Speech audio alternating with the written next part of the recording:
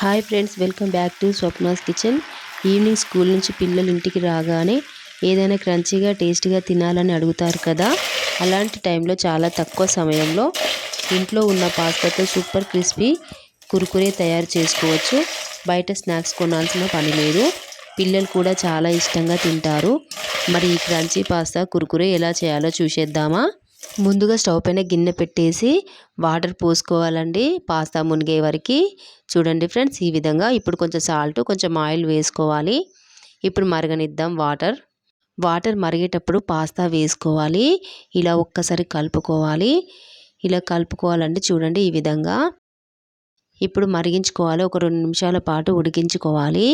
ఇప్పుడు పాస్తా ఉడికిందో లేదో చూసుకోవాలండి. ఇంత ఉడికితే సరిపోతుంది. చూడండి ఫ్రెండ్స్, ఇలా మెత్తగా అయిపోతే సరిపోతుంది.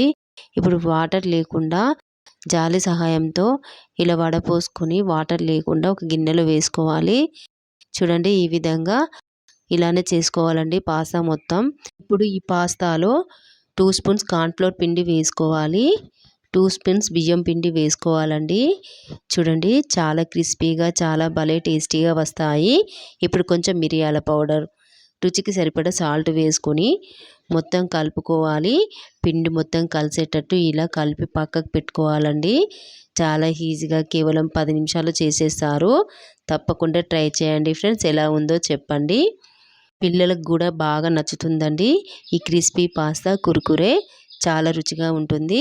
ఇప్పుడు ఇది పక్కకు పెట్టుకొని స్టవ్ పైన కడాయి పెట్టుకొని ఆయిల్ వేసుకొని బాగా వేగనివ్వాలి ఆయిల్ మొత్తం. ఇప్పుడు పాస్తా వేసుకోవాలి. ఇలా ఆయిల్ బాగా వేడిగా ఉండాలండి. అప్పుడే పాస్తా మంచిగా ఫ్రై అయిపోతుంది.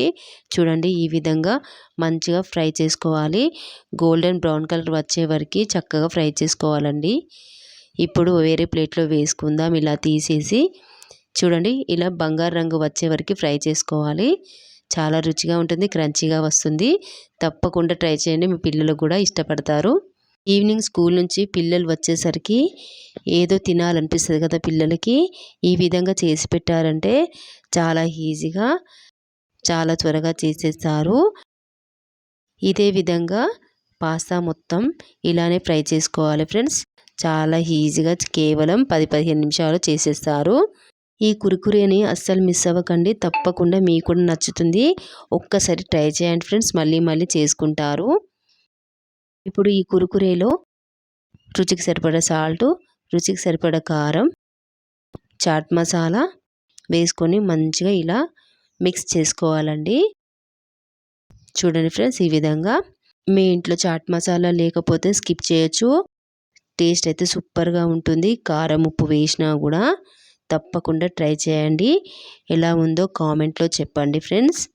ఈ వీడియో మీకు నచ్చితే లైక్ చేయండి, సబ్స్క్రైబ్ చేయండి, షేర్ చేయండి ఫ్రెండ్స్. మరొక మంచి వీడియోతో వస్తాను. Bye friends, thank you for watching.